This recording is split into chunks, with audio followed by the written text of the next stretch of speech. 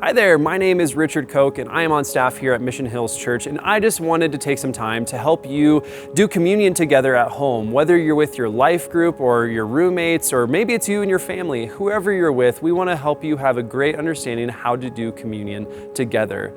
The first thing that we want you to know about is who is communion for? Especially if you have small children, you might have to ask some strategic questions on how they have a relationship with Jesus. Do they have a relationship with Jesus? We want to make sure that everybody in the room together knows who communion is for. And at Mission Hills, we believe that communion is a symbol, as it represents Jesus' life and death and what he did for us through the sacrifice on the cross. And for those that have said yes to Jesus, this is our way to represent that sacrifice and for us to partake in remembering what he did for us on the cross.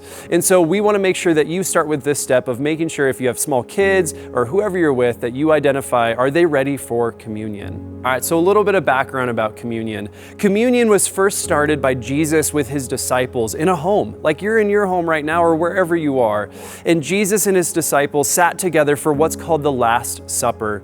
And during this supper, Jesus gave some instructions to his followers on the sacrifice that was about to come. And they took bread and they took wine and they drank and ate these together as a remembrance of what Jesus was going to do. Now, obviously, Jesus had not done that sacrifice yet, but he was modeling for all of us what it looked like to come together as community and remember him. And if you've never read this story in the Bible before, you can read this story in Matthew chapter 26 or in Luke chapter 22 and in Mark chapter 14.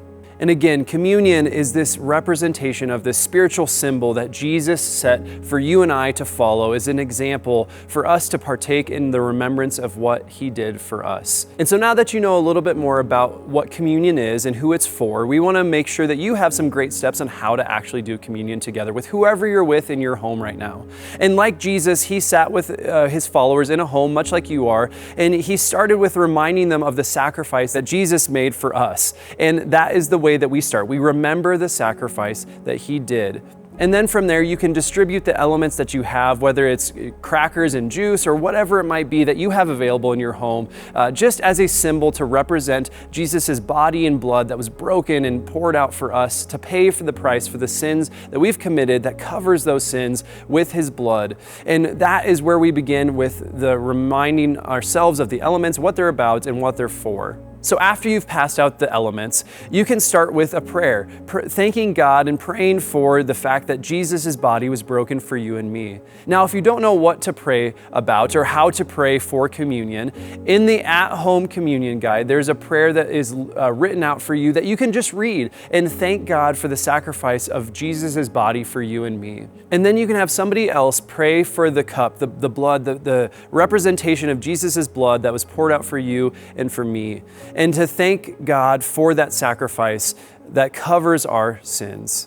And then after you pray, just take a few moments, a few minutes, however long you need, just to sit and to remember the fact of what Jesus did for you personally, because this was for you. It was for all the people that are in your home to remember the sacrifice that he made. So you can take a few moments. It's okay for it to be a little emotional, a little somber, because we are remembering what Jesus did. And it's okay just to think about and thank God that he covers our sins, or to confess some things that maybe you have going on in your life. And then after you take the elements and you drink of the cup, we want you to just reflect. What was this experience like? Maybe this was somebody's first time taking communion. It's just to talk about it together with whoever you're with. But no matter what, we're so thankful that you took this time just to take communion and follow the example of Jesus in your home. Take some time just to reflect with the people around you. Ask some questions if you have any further questions, or talk about what this experience was like, especially if this is your first time ever taking communion.